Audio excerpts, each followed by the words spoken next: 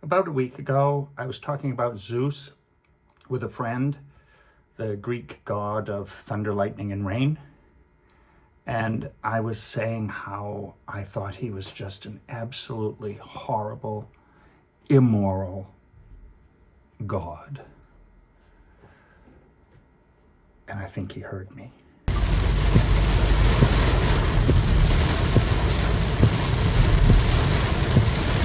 So I'm going to tell you my experience. There are people who had a lot worse experiences than I did because I saw them. But I'll tell you what happened to me. Why I say Zeus must have gotten angry was there were a bunch of little events that conspired as if some angry deity was up above with pulling the marionette strings. My truck broke down up in New Hampshire, and I had to borrow my father's car. Because of that, I left much later than I would have. I wanted to come to New York because I was going to have a really important meeting on Thursday morning. So I set out, and it started raining in Massachusetts. My mother's really good with weather, not predicting weather, but she knows everything that's going to come. It's going to be 3/4 of an inch of snow or rain or something. But she said, oh, there'll be heavy rain because of that the end of that hurricane. Well, we've all been through that before, haven't we? The tail end of a hurricane. There's a lot of rain and some wind, but nothing that isn't manageable, that's for sure. So I started out. Massachusetts, it was heavy rain, but exactly as I expected. It was getting darker and darker, and somewhere near South Connecticut, I started getting those bam, bam emergency alerts. I was driving, so I really couldn't read them. I knew what it was. They were going to say heavy rain, but I did glance at one, and all I saw were the words, "Don't drown in your car," which I thought was sensible advice. But as I get closer to New York, it got worse and worse, and puddles started to appear. And I'm going to use the word puddles throughout, but you've seen probably a lot of the footage. This puddle is hardly the word for it. It's kind of like calling Mount Everest, that hill. So as I got closer to the New York border, these puddles started getting deeper. And they went from 6 inches deep to 8 inches, and then a little above. So cars would sort of slow down, and then they'd go up on the higher side of whatever part of highway that was, and form a single line. There really wasn't a huge amount of traffic because most people probably heard what was coming. I did not have a radio on or anything, so I had no idea what was in front of me. I crossed the border into New York. I was 12 miles away from my apartment, and I had just come through a really bad puddle. I thought, oh my God, because not only were you going through, but the cars beside you, you're splashing this huge wave on top of your car. And I thought, oh man, this is getting a little worrisome. I arrived in New Rochelle, and I was on I-95. I wanted to get off the Merritt Parkway, and funny enough, you know why? Because I hate driving there at night because sometimes deer jump out in front of cars. So it had nothing to do with the rain. I heard later it was a disaster. Everything was a disaster, but I'm on I-95, and I cross over a hill, and there's a slight incline going down, and I look at the bottom, and I see a lot of taillights, and as I go down, I arrived at the shore of an absolutely massive puddle. I was saying, I saw hazard lights blinking, but they were underwater. So a few of us gathered at the pond side, like gazelles at a watering hole on the alert for crocodiles. So we just were stopped there. And I'm looking ahead of me, and there are these cars half submerged, the blinking lights underwater, and people inside with the water over the steering wheel. Oh, God. But then the the most, I'm going to say the most shocking thing of the whole night. There were people behind me. Surely they must have known why we were stopped, but it didn't matter. They were going around me and plowing right into that water. I don't even know what they were thinking. So they just slam into that water and immediately sink.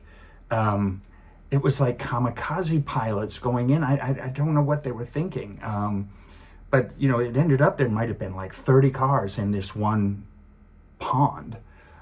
So I'm like, what am I going to do? I noticed as I had slowed down going down that hill, and I saw an exit right at the top of the hill going up. So I said, I'm going to go back, and I'm going to go up that incline.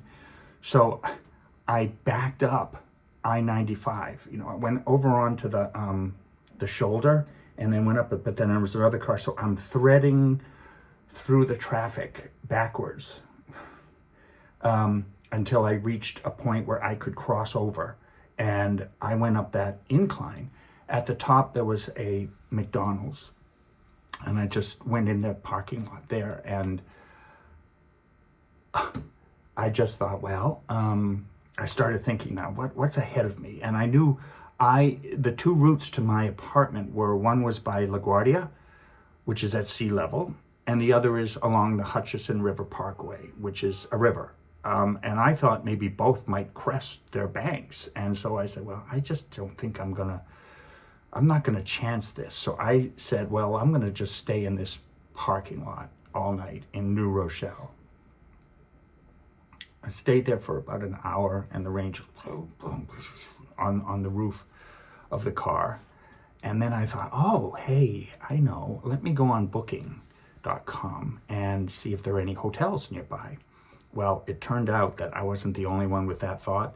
I'd find a hotel that was reasonably close, 5 rooms left. And when I go to book it, all sold out. So there were other people who had the same thought. But I did find one called Roadhouse Inn.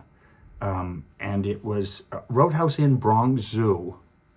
It wasn't in the zoo. I don't know why. They must have been somewhere nearby. But and I was like, well, I'm going to get that. So I booked it. It was a mile away from where I was, but it took me 45 minutes to get there, almost an hour, because I even thought maybe it's getting better. Maybe the rain is lightening up and I can try to get home. But on that drive was almost as bad, or maybe even a little worse than the I-95, because people just had abandoned cars. And I don't mean on the side of the road, in the road.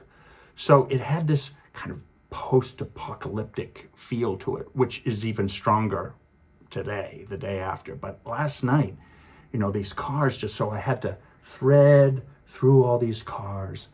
I wished I could have taken videos and pictures, but I just couldn't. I do have this one I posted yesterday, but I'll show it now.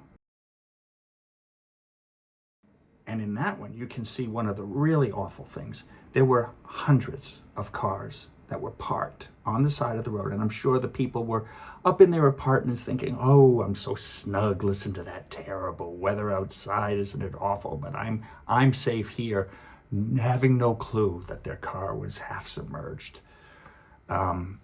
So anyway, I'm going to this hotel, and I'm going down. I wouldn't go on 95. So anytime my GPS tried to take me to 95, I'm like, I'm not going to that death trap. So I'd go another route, and then I'd come to another puddle, impassable. There was no way. I wasn't going to try. Others did try, once again, going around me, right into the water, sinking. Some cars, they got out. They just left their door open. They didn't care. They just ran. I don't blame them, because you don't know what's going to happen. I've never been in a flash flood, and I'm assuming that's what this was, because it just seemed to come out of nowhere. I don't mean the whole night. I mean, you'd be going along and everything's normal, and then suddenly, you're just in deep water. So that's what was happening. So I either backed up, or I did a U-turn, and what I was doing was I was just looking for higher ground. Any side road that looked like it was going up, I'd take it, and then let the GPS try to work its way out through that. So by that method, I got to that hotel. I was so thankful. I'm not going to even criticize it. You know, it was not a great hotel in the Bronx, but oh, was I happy. And I walked in and the guy goes, "Do you have a reservation?" I said, "Yes." He goes, "Good, because you were the last one." And the phone was ringing off, just ringing, ringing, ringing. He's like, "I can't keep up. Everybody wants a room," but there weren't any more. So I got the last room.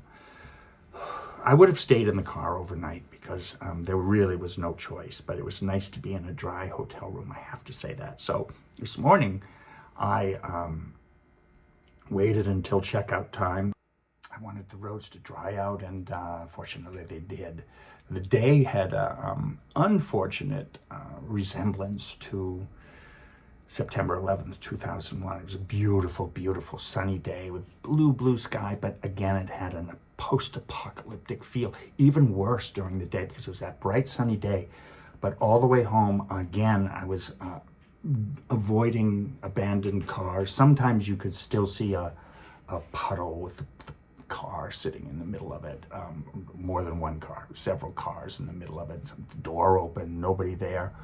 More often, it was lines of cars that I could always tell that was a really rough patch because they were just all on the side of the road, muddy, empty.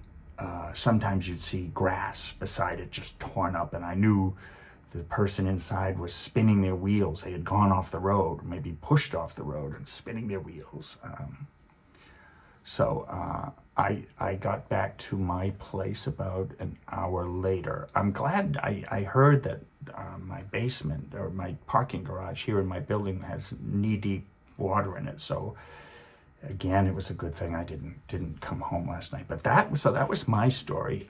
There are some serious tragedies in this city. People dying in basements. And I think in cars too, and people losing property, and oh man, but I gotta say, this was unexpected for me. I'm sure for many, many people. I knew, yeah, okay, there's a hurricane coming, but again, I've been through that. We all have.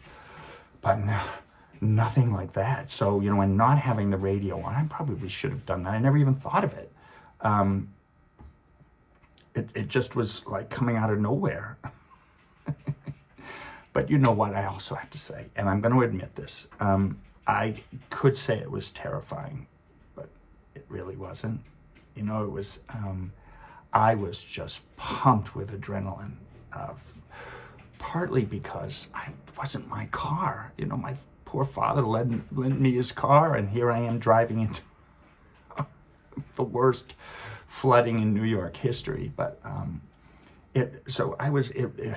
I won't say it was fun. That's maybe pushing things, but it was adrenaline, you know. And so, and how I know it was adrenaline, even though I slept a little bit at the hotel, I was up till way late, and I got up early, and I walked in the door of my apartment, and almost immediately I just collapsed on the bed and slept because it was just relief being back. So, but having been through this, I will give a little word of advice. If you are ever in a situation and you are approaching a body of water and you see cars with their hazard lights blinking underwater, do not follow them. Do not follow them.